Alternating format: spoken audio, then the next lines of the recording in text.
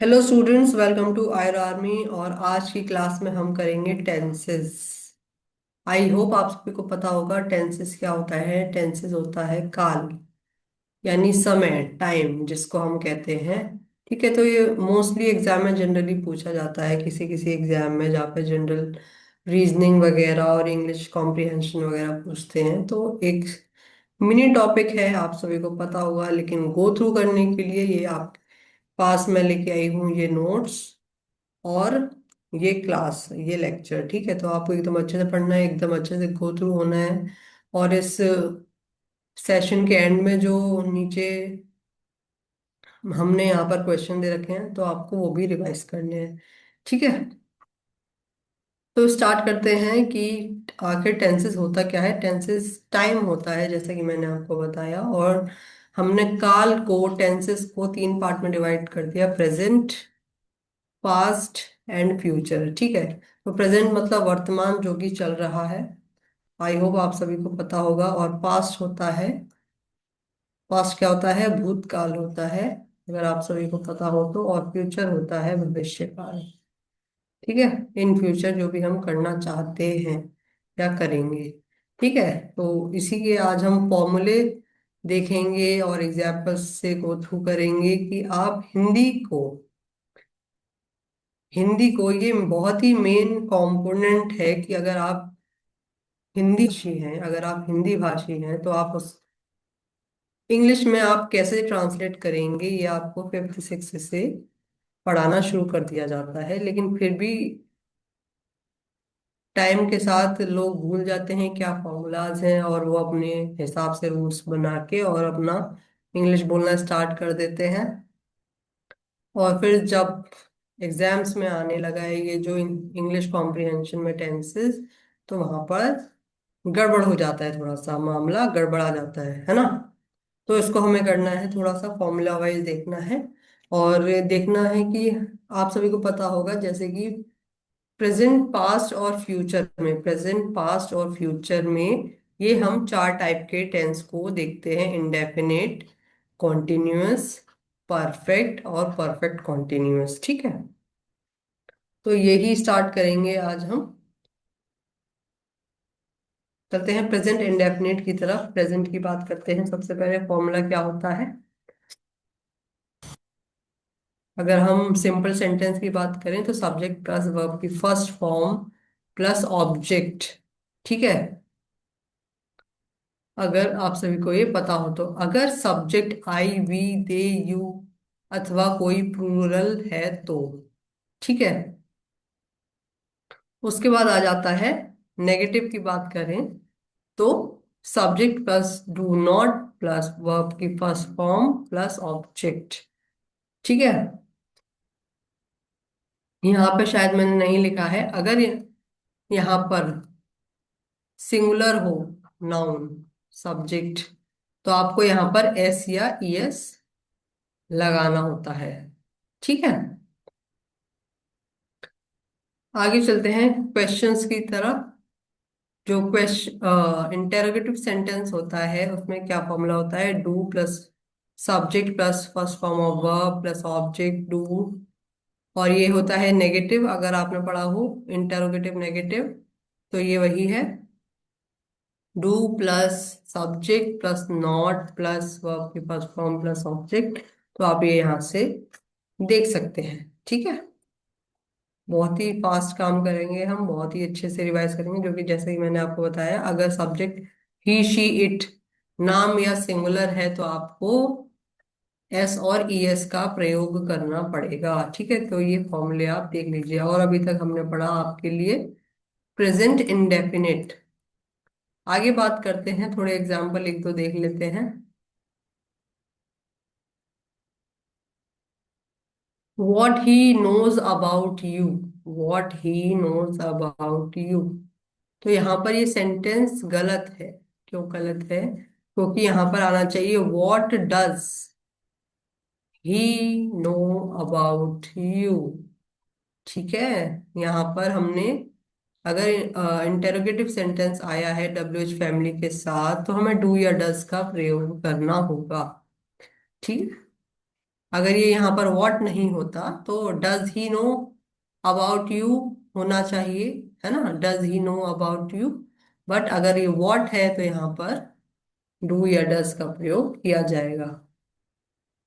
ठीक है, second answer देख लीजिए, I don't know, I do not know what he knows about, ये नेगेटिव सेंटेंस है, जो कि वही चीज है। अगर यहाँ पे आपने डू या डज का प्रयोग करा है तो यहाँ पर नेगेटिव में भी वही चीज है, डू नॉट का यूज किया गया है।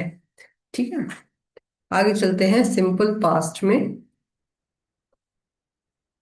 पहले हम सभी टेंसेस के, प्रेजेंट पास्ट फ्यूचर के सिंपल पढ़ेंगे, देन हम आगे का पढ़ेंगे। ठीक है, तो यहाँ पर क्या होता है, जो कार्य खत्म हो चुका होता है, जो वर्क खत्म हो चुका होता है, वो सिंपल पास्ट के अंदर आता है। जैसे कि I saw you but you did not see me. इसका मतलब है मैंने तुम्हें देखा, मतलब पहले देखा था, आई सॉ यू, मैंने तुमको पहले देखा, बट लेकिन यू डिड नॉट सी मी, लेकिन तुमने मुझे नहीं देखा। ठीक है, तो यहाँ पर ये दोनों ही पास्ट है। ठीक है, आगे बढ़ते हैं फॉर्मूले की तरफ। अगर सिंपल की बात करी जाए, subject plus second form of verb, आप सभी ये ध्यान रखिए कि only and only pass indefinite में सेकेंड फॉर्म ऑफ वर्ब का प्रयोग किया जाता है। ठीक है, और नेगेटिव सेंटेंस में डिड नॉट का प्रयोग किया जाता है। ठीक है, और फिर इंटेरोगेटिव सेंटेंस की बात करें तो did plus subject plus first form of verb plus object. ठीक है, और इंटेरोगेटिव की बात हुई है तो इंटेरोगेटिव नेगेटिव भी होता है, और ये इंटेरोगेटिव क्वेश्चन भी होता है, तो आपको ये फॉर्मूले भी देख लेने हैं एक बार। ठीक है, आगे बढ़ते हैं। अगर वाक्य की शुरुआत इट्स टाइम या इट्स हाई टाइम से हो और उसके बाद सब्जेक्ट का प्रयोग हो, तो सब्जेक्ट के बाद वर्ब के सेकंड फॉर्म का प्रयोग किया जाता है या फिर प्रयोग होगा। फॉर एग्जाम्पल मैं आपको बता देती हूँ, यहाँ पर it's time you should study, तो ये गलत है। इट्स टाइम यू स्टडीड, लेकिन अगर इट्स टाइम के बाद टू का प्रयोग हो तो टू के बाद वर्ब का फर्स्ट फॉर्म आएगा। ठीक है, तो ये कुछ रूल्स हैं, आपको पता होना चाहिए। नेक्स्ट चलते हैं फ्यूचर के साथ। फ्यूचर में क्या बताते हैं, जो कार्य भविष्य में होगा उसमें सिंपल फ्यूचर टेंस आएगा। जैसे कि आई शेल मीट यू, मैं तुमसे मिलूंगा। ठीक है, करूंगा, खाऊंगा, पीऊंगा, ये सब फ्यूचर में आ जाएगा, भविष्य काल में। फॉर्मूले की बात करें, अगर पॉजिटिव की बात करें अगर, तो subject plus will shall plus first form of verb plus object. Negative की बात करें तो subject plus shall oblique will not first form of verb plus object. ठीक है, शैंट और वोंट का भी यूज किया जाता है।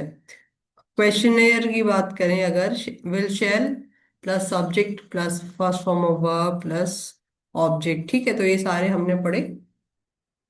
सिंपल सेंटेंस, नेगेटिव और इंटेरोगेटिव।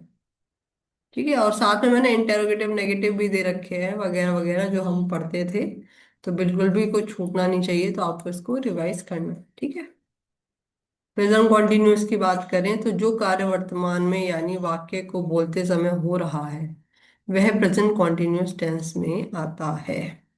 ठीक है, for example I am studying tense now, मैं अभी, मतलब आई एम स्टडिंग, मैं पढ़ रहा हूँ टेंस, मैं अभी टेंस पढ़ रहा हूँ। ठीक है, रहा हूँ का मतलब होता है कॉन्टिन्यूअस, प्रेजेंट कॉन्टिन्यूअस। रहा हूँ, अगर रहा था तो पास्ट कॉन्टिन्यूअस। ठीक है, पास्ट कॉन्टिन्यूअस। आगे बात करते हैं, कई बार कार्य जारी अवस्था में होते हुए भी दिखाई नहीं देते, परंतु उन्हें भी प्रेजेंट कॉन्टिन्यूअस टेंस के अंतर्गत रखा जा सकता है। ठीक है, तो फॉर एग्जाम्पल बात करें, coastal areas are getting submerged, population is increasing day by day, population increase हो रही है डे बाय डे। तो आपको ये दिखाई नहीं दे रहा होगा कि अगर एक दिन आप देख रहे हैं पॉपुलेशन और दूसरे दिन डे टू डे वाली सीन आप देख सकें कि आज तो 4 लाख लोग थे, अब हो गए 8 लाख लोग, तो ऐसा नहीं हो सकता, इसको आप नहीं देख सकते, ठीक है। लेकिन वो कार्य हो रहा है। फॉर्मूले की बात करें अगर इंडेफिनिट सेंटेंस की, तो subject plus is am are लगाएंगे, plus first form of verb plus ING plus object, ठीक है। फिर नेगेटिव की बात करें तो यहाँ पर नॉट लग जाएगा, plus first form of verb plus ING, ठीक है। अगर इंटेरोगेटिव की बात करें, is am are plus subject plus first form of verb plus object लग जाएगा। यहाँ पे इंटेरोगेटिव नेगेटिव और ये भी दे रखा है, तो आप देख लीजिए इसे। एम नॉट का कोई कॉन्ट्रैक्टेड फॉर्म नहीं होता, लेकिन क्वेश्चन टैग में आर नॉट का प्रयोग किया जाता है, ठीक है। एम नॉट को आप एम नॉट नहीं लिख सकते, एम नॉट, ठीक है। लेकिन इस आर नॉट को हम यूजुअली लैंग्वेज में आर नॉट लिख सकते हैं, तो ये एक चीज आपको पता होनी चाहिए। आई एम फाइन, ठीक है, आर नॉट आई, ठीक है। तो आपको ये देखना है। आगे बढ़ते हैं। इस एम आर का प्रयोग किसके साथ होता है? इश, ही शी इट नेम सिंगुलर के साथ। एम का प्रयोग आई के साथ होता है हमेशा, ठीक है। ही के साथ कभी मत लगाइएगा, नहीं माना जाएगा। शी के साथ भी नहीं माना जाएगा। ओनली और ओनली आई के साथ ही एम चलता है। I am learning, I am going, ठीक है। आर का प्रयोग करिए, किसके साथ होगा? प्लूरल के साथ होगा। यू वी दे ऑल, ये सभी प्लूरल के साथ होगा, तो क्या होगा?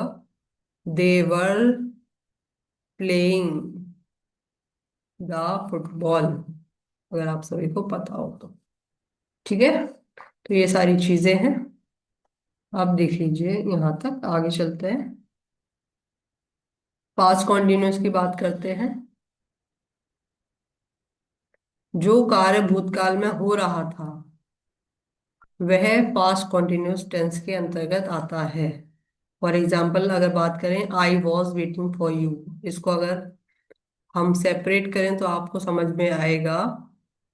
आई हो गया सब्जेक्ट, वॉज हो गया हेल्पिंग वर्ब, वेटिंग मतलब वर्ब की first form plus I N G plus object, object हो गया फॉर यू, ठीक है। तो आप सभी को ये समझ में आ गया होगा। और नेगेटिव की बात करें तो अगर आप वेट नहीं कर रहे थे तो I was not waiting for you, ठीक है। तो ये हो जाएगा। अगर आप इसकी बात करें इंटरगेटिव सेंटेंस की, तो क्या होगा? Was I waiting for you, क्या मैं तुम्हारे लिए इंतजार कर रहा था, ठीक है। तो ये सारे सेंटेंस हो जाएंगे। आगे बढ़ते हैं। वॉज वर्ब का यूज कैसे करते हैं? ही शी इट, कोई नाम है, कोई सिंगुलर है, तो आपको वॉज का यूज करना है। अगर वर है तो प्लूरल के साथ करना है, ठीक है। इसको एक रूल भी देख लीजिए, ये नोट। काल्पनिक वाक्यों में सभी सब्जेक्ट के साथ वर का प्रयोग होता है, चाहे वर का प्रयोग हेल्पिंग वर्ब के रूप में हो या मेन वर्ब के रूप में, ठीक है। तो यहाँ पर ये एग्जांपल है, I wish I were a bird, मैं विश करता हूँ या करती हूँ कि मैं एक बर्ड होता। तो यहाँ पर ये जो हेल्पिंग वर्ब है उसको हमने मेन वर्ब की तरह यूज किया है, I wish I were a bird. आगे चलते हैं, फ्यूचर कंटिन्यूअस की बात करते हैं। अगर कोई काम भविष्य में हो रहा होगा तो वो फ्यूचर कंटिन्यूअस टेंस के अंतर्गत आता है।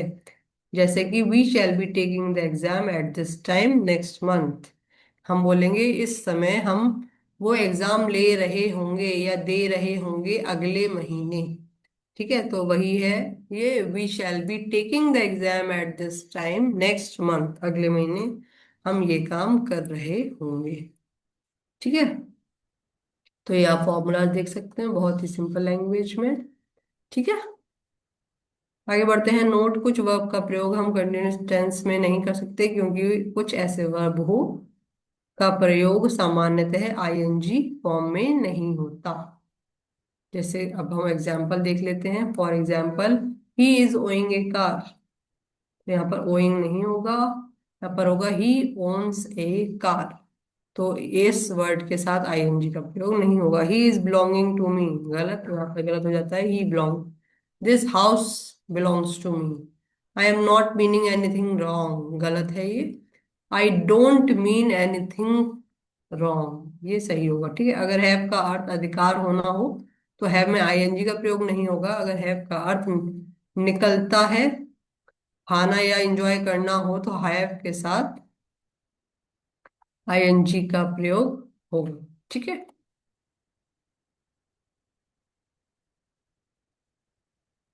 आगे बात करते हैं प्रेजेंट परफेक्ट की। जो कार्य अभी अभी या हाल फिलहाल खत्म हुआ हो उसे प्रेजेंट परफेक्ट टेंस के अंतर्गत आएगा। वो he has come to Delhi recently, वो आ चुका है दिल्ली रिसेंटली। ठीक है, तो ये चीज है। और आगे बात करते हैं फॉर्मूले की। इंडेफिनिट की सब्जेक्ट प्लस हैज है plus first form of verb, नहीं नहीं, third form of verb. Perfect में हमेशा थर्ड फॉर्म ऑफ वर्ब लगती है। ठीक है, नेगेटिव की बात करें अगर तो नॉट लग जाएगा। ठीक है, और इंटरवेल की बात करें तो हैज है पहले आ जाएगा। ठीक है ना।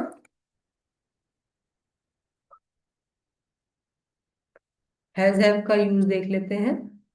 ही शी इट नेम और सिंगुलर के साथ, और हैव का use I we they you और सभी प्लूरल वर्ड्स के साथ होगा। कुछ एग्जांपल्स देख लीजिए। Science has given us many new inventions, तो ये सही होगा। ठीक है, science has given us many new inventions in the 19th century, तो ये गलत हो जाएगा। We have reached the moon, ये सही है। We have reached the moon on 22 October 2008, ये गलत हो जाएगा। आगे बढ़ते हैं। पास्ट परफेक्ट की बात करें अगर हम, इसके फॉर्मूले आप देख सकते हैं। हैड का प्रयोग होगा पास्ट परफेक्ट में। ठीक है, हैड का प्रयोग किया जाएगा, और नेगेटिव में हैड प्लस नॉट का प्रयोग होगा, और इंटेरोगेटिव में हैड बाहर आ जाएगा। Had plus subject plus verb first form plus object. ठीक है, आगे बढ़ते हैं। फ्यूचर परफेक्ट की बात करें, अगर कोई कार्य जो है, काम जो है भविष्य में खत्म हो चुका है, तो वो वहां पर फ्यूचर परफेक्ट के अंतर्गत आएगा वो। ठीक है, जैसे कि you will have finish your syllabus by this time next year, आप अपना सिलेबस खत्म कर चुके होंगे इसी टाइम नेक्स्ट ईयर पर। ठीक है,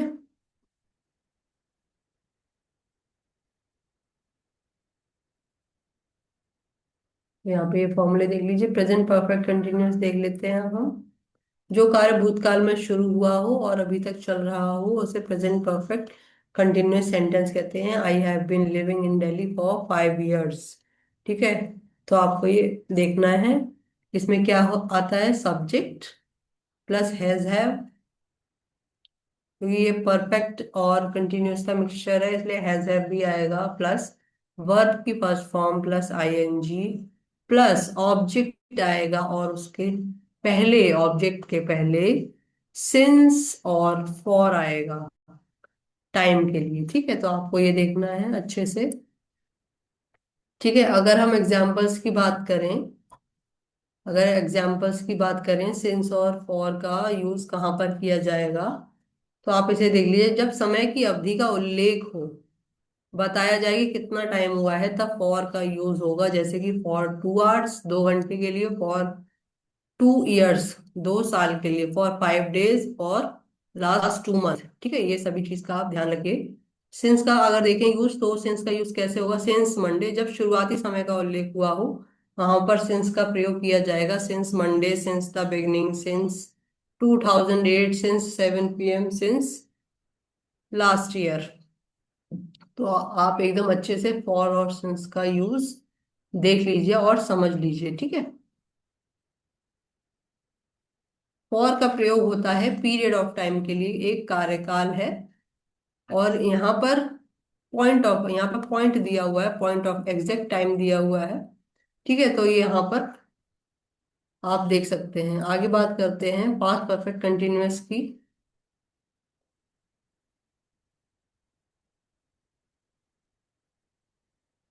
तो आप ये फॉर्मूले देख सकते हैं, बहुत ही सिंपल है। और ये फ्यूचर परफेक्ट भी, ये नोट्स आपको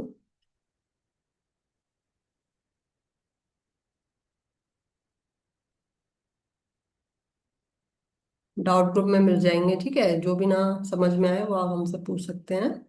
ठीक है, और यहाँ पर मैं आपको बताना चाहूंगी कि यहाँ पर लास्ट में मैंने कुछ ये 10-15 सेंटेंस दिए हैं, कृपया करके आप इसको सॉल्व करने का प्रयास करें, और कोई भी दिक्कत परेशानी है तो हमसे डाउट ग्रुप में पूछ सकते हैं।